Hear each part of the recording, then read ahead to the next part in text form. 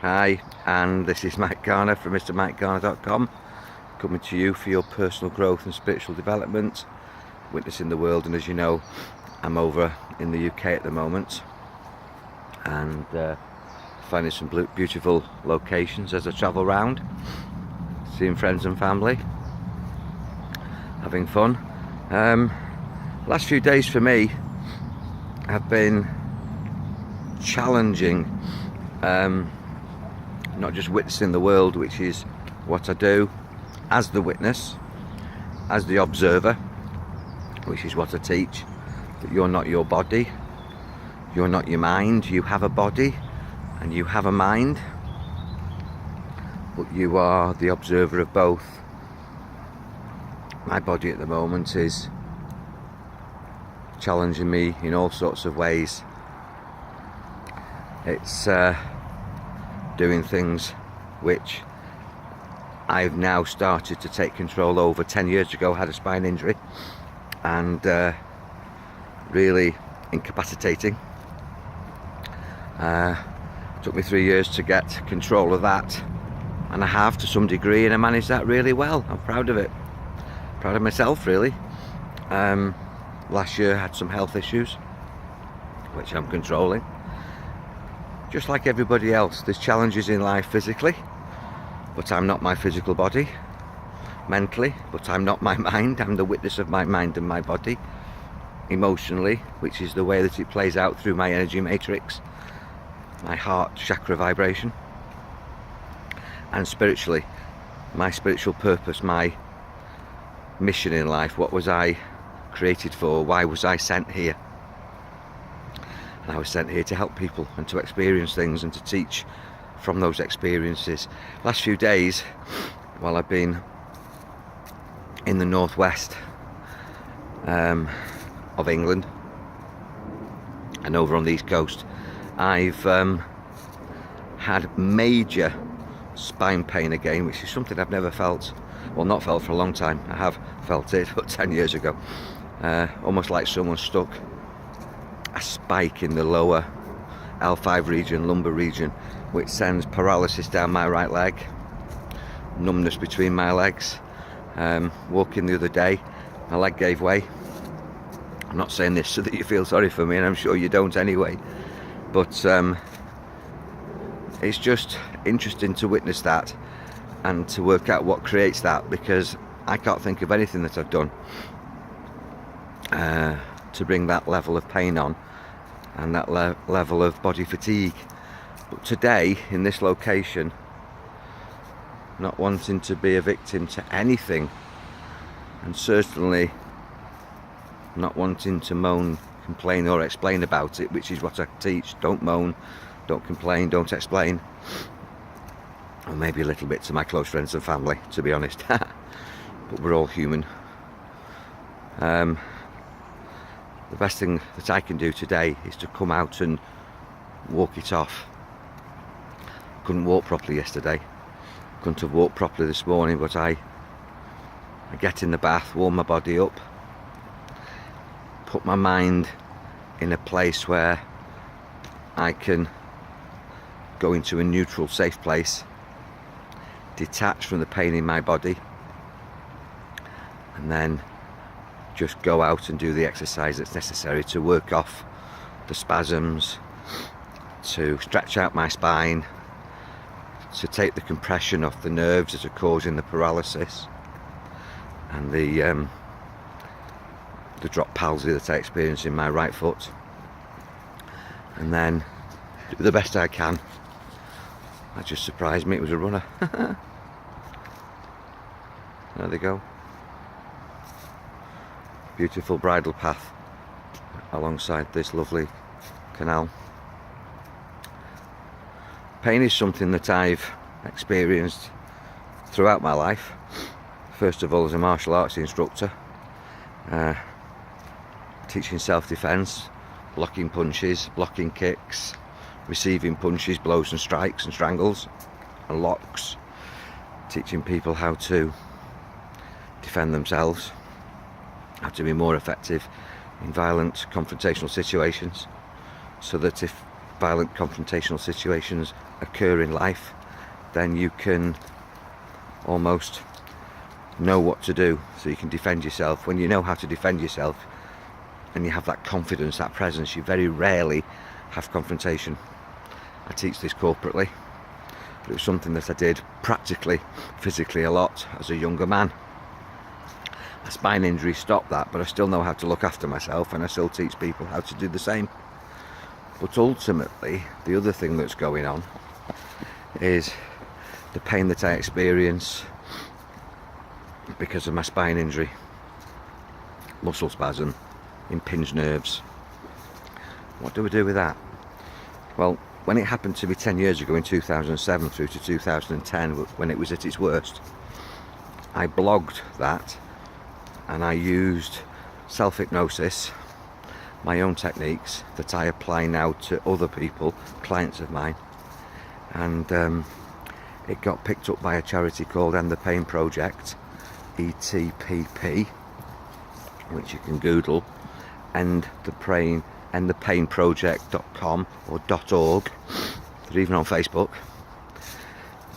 and they help people who've had amputations, landmine victims and the like, in war-torn areas and areas where they can't afford expensive medications and painkillers, prosthetics and stuff. People who have limbs off, people who have severe pain, and possibly the only thing that's available to them is using their mind. That charity recognised the value of my scripts and published them in multiple languages, and on that site you can download my scripts that have been translated into multiple languages by a linguist, and I've been accredited for that, acknowledged for that, and I'm very honoured about that. And I lecture about pain control and have a lot of pain control clients, which I really value that work, and it's a valuable thing that I'm doing. It's valuable to you as well, as I witnessed this in myself. If you know anybody that's got physical, mental, emotional or spiritual pain, doesn't know the purpose in their life and is lost, depressed, possibly even suicidal. If you know anybody that's got limb pain, body pain, mental pain, then point them in my direction. But for you watching this, the best thing that you can do, in my opinion, is talk about it. Don't be a victim on your own. Some more runners coming this way now. Share the situation, talk about it, but don't dwell on it. Dwell on the solution, not the problem. Ask people for support and help, comfort.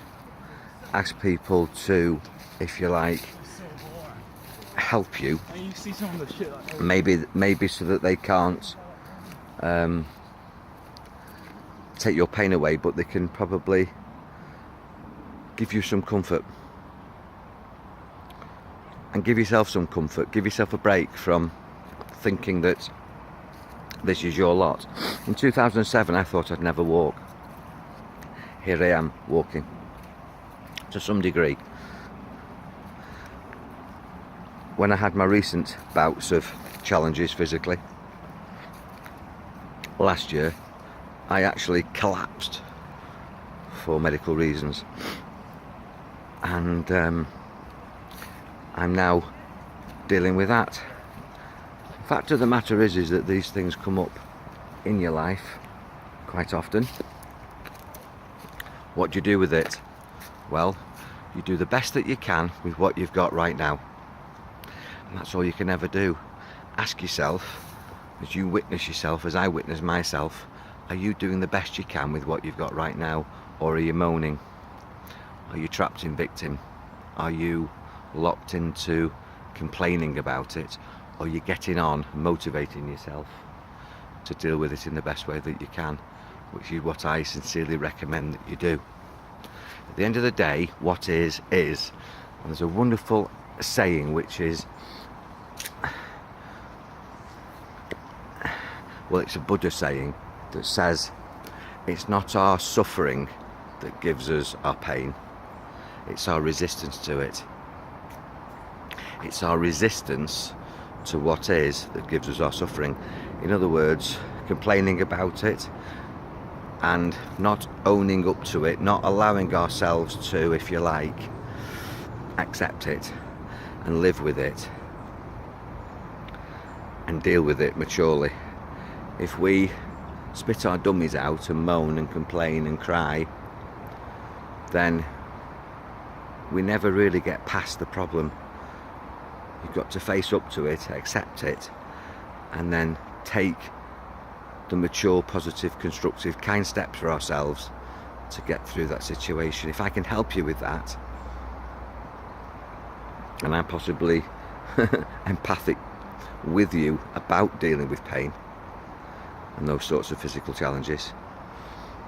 In fact, I believe possibly that's why I've been given these things, so that I do have an empathy for those situations in people's lives, so that I can help people from a place of understanding and compassion. Then inbox me, email me at mike@mrmikegarner.com, or contact me on any of the contact details that's on the page where you're viewing this presentation. Pain doesn't have to be a pain. You can get through it.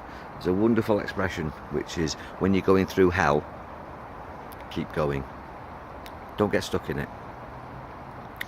And I'm here today not getting stuck in it. I'm here to walk it off, to free my mind by looking at things of beauty. When you dwell on things of beauty and you look for pleasure, then guess what happens? You find pleasure, and pleasure pleases you and eases you, and it eases the pain. But if you just dwell on the pain, that just expands. What you focus on, what you're looking at, grows. If you look at the pain and you focus on only that and talk about only that, you'll get more of that. But if you talk about the pleasures in life and move towards things that please and ease you, then that's what happens. You do feel pleased and eased. So when you want to be pleased and eased, or you want some sound techniques to help you witness a better you, you know where I am. God bless.